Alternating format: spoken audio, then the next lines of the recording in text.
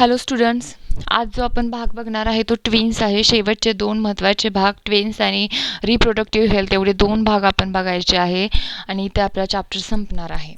बघा, twins twins म्हणजे जुळे जे असतात त्यांना आपण ट्विन्स म्हणतो. बघा, इथं शेजारच्या पिक्चरमध्ये आपल्याला दोन जुळे दाखवलेले आहेत. ट्विन्स गर्ल्स आहेत.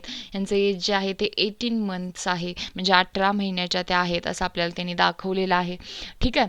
बघा, मग आता ट्विन्समध्ये आपल्याला बघायचे तीन प्रकार एकूण आपल्याला इथे दाखवलेले आहेत. 2 embryos develop simultaneously in the same uterus and thus 2 offspring are delivered simultaneously. बघा, दोन एम्ब्रियोज एकाच वेळेला एकाच युटेरसमध्ये काय होत असतात, वाढत असतात आणि डेव्हलप होत असतात आणि त्यावेळेला तिथे दोन अपत्ये एकाच वेळी जन्माला येतात. सच ऑफस्प्रिंग आज कॉल्ड ट्विन्स. त्या दोन येत असतात त्यांनाच, त्या ऑफस्प्रिंगलाच आपण काय म्हणत आहे, ट्विन्स असं म्हणत आहे. ठीक आहे. मग बघा, many couples have the twins. असे खूप दाम्पत्य असतात ज्यांना जुळे असतात. There are 2 main type of the twins, that is monozygotic and dizygotic. बघा, आता त्यातला पहिला जो प्रकार आहे मोनोझायगॉटिक, एक युग्मजीय असं म्हणतात त्याला, एक युग्मीय असं थोडक्यात म्हणतात त्याला ट्विन्स. म्हणजे बघा, हे फॉर्म कसे होतात, तयार कसे होतात, तर are formed from the single embryo. एका एम्ब्रिओपासून ते तयार होत आहे. During early period of embryonic development.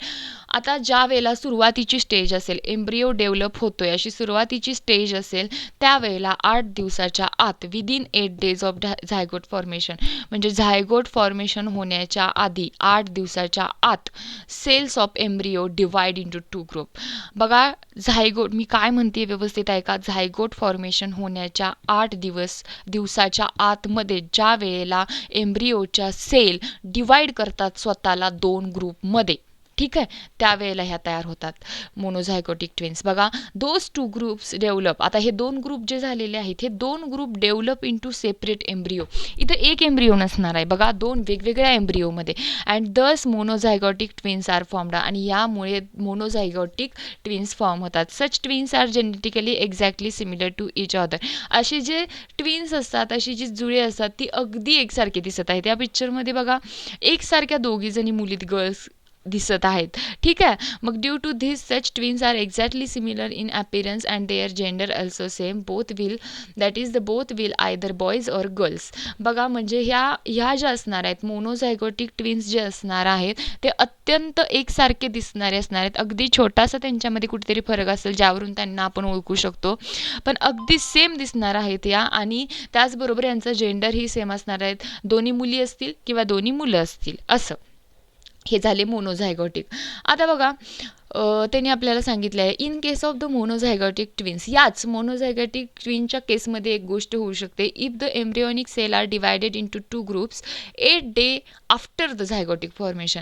मोनोझायगॉटिक ट्विन्समध्ये जर 8 दिवसाच्या नंतर काय होत असतील, सेल एम्ब्रिओच्या डिवाइड होत असतील. मी वर सांगितलं की मोनोझायगॉटिक सेलमध्ये 8 दिवसाच्या झायगॉट फॉर्मेशन होण्याच्या 8 दिवसाच्या आतच काय होत आहेत, एम्ब्रिओनिक सेल ज्या आहेत त्या डिवाइड होत आहेत. ठीक आहे. पण जर त्या 8 दिवसाच्या नंतर डिवाइड झाल्या, काय, एम्ब्रिओनिक सेल जर 8 दिवसाच्या नंतर झायगॉट फॉर्मेशन झाल्यानंतर त्या डिवाइड झाल्या, तर there is a high possibility of formation conjoined twins or Siamese twins. बघा, कंजॉइंड ट्विन्स म्हणजे असे की ते दोन ट्विन्स एकमेकांना कोणत्या तरी अवयवाने जोडले गेले असणार आहेत. एकतर बघा, काही कमरेत जोडलेले असतात, काही हातांद्वारे जोडलेले असतात, असे वेगवेगळ्या अवयवांद्वारे तुम्हाला ते जोडलेले पाहायला मिळतील. Such twins are born with some part of the body joined to each other. असे ट्विन्स जन्माला येतानाच बॉडीच्या एखाद्या पार्टने दोघे एकमेकांना जोडले गेलेले असतात. Some organs are common in such twins. काही ऑर्गन्स म्हणजे ज्या ऑर्गनद्वारे ते जोडले गेलेत तो त्यांच्यातला कॉमन ऑर्गन असतो. आता बघा, ओकेजनली, ठीक आहे, बघा, ओकेजनली त्यांनी सांगितले की 2 oocytes are released from the ovary of woman. आता तुम्ही म्हणाला, आपण वर बघताना तर बघितलं की एकच oocyte ओव्हरीमधून बाहेर पडतोय असं तुम्ही सांगितलं होतं मॅडम, तुम्ही म्हणाल. पण काय होतं इथं त्यांनी शब्दही वापरलेला आहे, ओकेजनली, नेहमी नाही. काय होऊ शकतं की 2 oocyte बाहेर पडल्या वुमनच्या ओव्हरीमधनं आणि both oocytes are fertilised 2 separate sperms. Sperms तर ते आहेतच, एक स्पर्म येतो असं आहे का, नाही. मग 2 वेगवेगळ्या स्पर्मसोबत 2 वेगवेगळ्या oocyteचं फ्युजन झालेलं आहे आणि तिथे झायगॉट पण सुद्धा आता 2 ओसाइट आहे, 2 त्याचबरोबर 2 स्पर्म्स आहेत, म्हणजे तिथे 2 झायगॉट तयार होणार. ह्या 2 embryos are formed from those 2 zygote. ठीक आहे. And both of this embryos are separately implanted in uterus. आणि हे दोन्ही जे एम्ब्रिओ आहेत, 2 एम्ब्रिओ सेपरेटली प्लांट होणार आहेत युटेरसमध्ये वुमनच्या. And thus dizygotic twins are delivered after complete development. आणि ज्या वेळेला त्या ऑफस्प्रिंगची पूर्णपणे वाढ होईल त्यावेळेला ते 2 वेगवेगळे ट्विन्स डिलिव्हर्ड होणार आहेत, जन्माला येणार आहेत. सच ट्विन्स आर जेनेटिकली डिफरंट. असे ट्विन्स जेनेटिकली हे डिफरंट असतात, परंतु मे बी सेम और डिफरंट बाय जेंडर. म्हणजे ते सेम असू शकतात किंवा वेगवेगळे जेंडरनं असू शकतात. मुलगा मुलगा, मुलगी मुलगी असू शकतात, किंवा ते नुसता मुलगा मुलगा आणि मुलगी मुलगी असू शकत नाहीत. एक मुलगा एक मुलगी असं सुद्धा असू शकतं. ठीक आहे. बघा, हे बघितलं आपण मोनोझायगॉटिक. त्या मोनोझायगॉटिक ट्विन्समध्येच आपण कंजॉइंड ट्विन ही एक कन्सेप्ट पाहिली, आणि त्याचबरोबर आता जी पाहिली ती डायझायगॉटिक. ओके. रिप्रोडक्टिव्ह हेल्थ, आता हा एक महत्त्वाचा मुद्दा आहे बघा. म्हणजे लैंगिक आरोग्य जे आहे, ही एक महत्त्वाची कन्सेप्ट आहे. A person state of being physical, mental and social strongness is called health. ज्या वेळेला पर्सन एखादा फिजिकली, शारीरिकदृष्ट्या, मेंटली म्हणजे मानसिकदृष्ट्या आणि सोशली असा स्ट्रॉंग असतो, तेव्हा त्याला आपण हेल्थ, त्या गोष्टीला हेल्थ असं म्हणतो. In our country there seems to lack of the awareness regarding reproductive health due to the various reason like social custom, tradition, त्याचबरोबर illiteracy, shyness etcetera. Especially there seems to be indifference toward the reproductive health of woman. बघा, जर आपण बाकीच्या देशांच्या तुलनेमध्ये आपल्या देशात जर पाहिलं तर आपल्या देशामध्ये खूप कमी प्रमाणात असं म्हणजे लॅक ऑफ द अवेअरनेस म्हणजे कमतरता जाणवते की आपण लैंगिक आरोग्य आहे याच्याविषयी जास्त अभ्यास नसतो. आणि त्याचबरोबर तिथे काय होतं, कमतरता आपल्याला या गोष्टीची जाणवत आहे. मग हे मागं कारण काय आहे, तर सोशल कस्टम्स म्हणजे आपल्या देशामध्ये अनेक प्रथा, रूढी, परंपरा इतका आहे की त्याच्यावर त्या आरोग्याविषयी कधी बोललं जात नाही. Especially there seems to be indifference toward the reproductive. आणि स्पेशली जर बघायला गेलं तर स्त्रियांच्या आरोग्याबद्दल बोललं जात नाही. Occurrence of the menstrual cycle is related with the reproductive and overall health of the woman. बघा, स्त्रियांमध्ये आपण जी मेन्स्ट्रुअल सायकल जी बघितली, म्हणजे जीच आपण ऋतुचक्र, मासिक पाळीविषयी आपण बघितलं, ही जी रिलेटेड आहे रिप्रोडक्टिव्ह अँड ओव्हरऑल हेल्थ, म्हणजे जी मेन्स्ट्रुअल सायकल ओव्हरऑल स्त्रीच्या हेल्थविषयी रिलेटेड आहे. Nowadays woman are working as per with men. म्हणजे पुरुषांच्या खांद्याला खांदा देऊन स्त्री आजकाल काम करत आहे. Due to this they have to stay outdoor for whole day.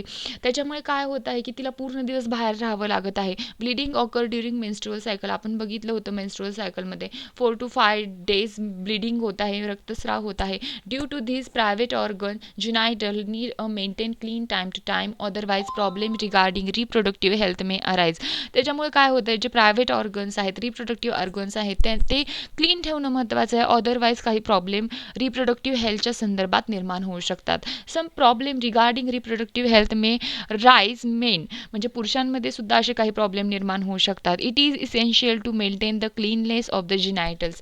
म्हणजे जे रिप्रोडक्टिव्ह ऑर्गन आहेत ते क्लीन ठेवणं, त्यांचा क्लीन ठेवणं जास्त महत्त्वाचं आहे. ठीक आहे.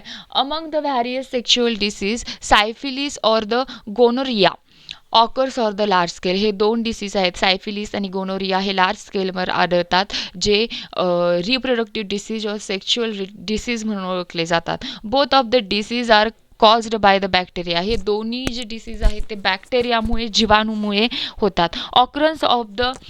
occurrence of the cancre or patches on various part of the body including genital rashes, fever, inflammation of joint, alopecia etc. are symptoms of the syphilis.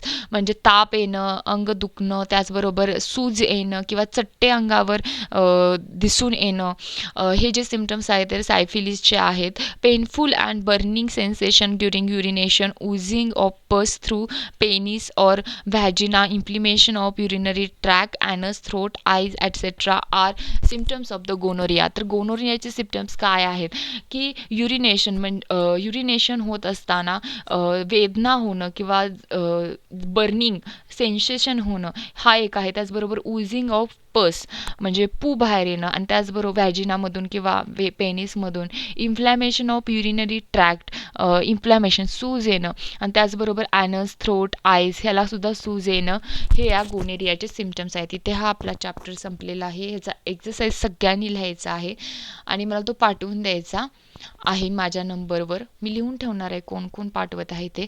उद्यापासून आपण एन्व्हायरमेंटल मॅनेजमेंट हा 4था चॅप्टर सुरू करणार आहे. बघा, जेवढं डिटेलमध्ये मला तुम्हाला सांगता येईल तेवढं मी सांगायचा प्रयत्न करते. हळूहळू आपण चाललेलो आहे, गडबडसुद्धा करत नाही आहे, छोटे छोटे पॉईंट घेऊन सांगतोय.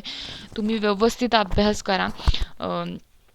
अगदी सोपे साधे समजून घेतले तर असे हे पॉईंट आहेत. यामध्ये जर काही शंका असेल तर मला नक्की विचारा. थँक्यू.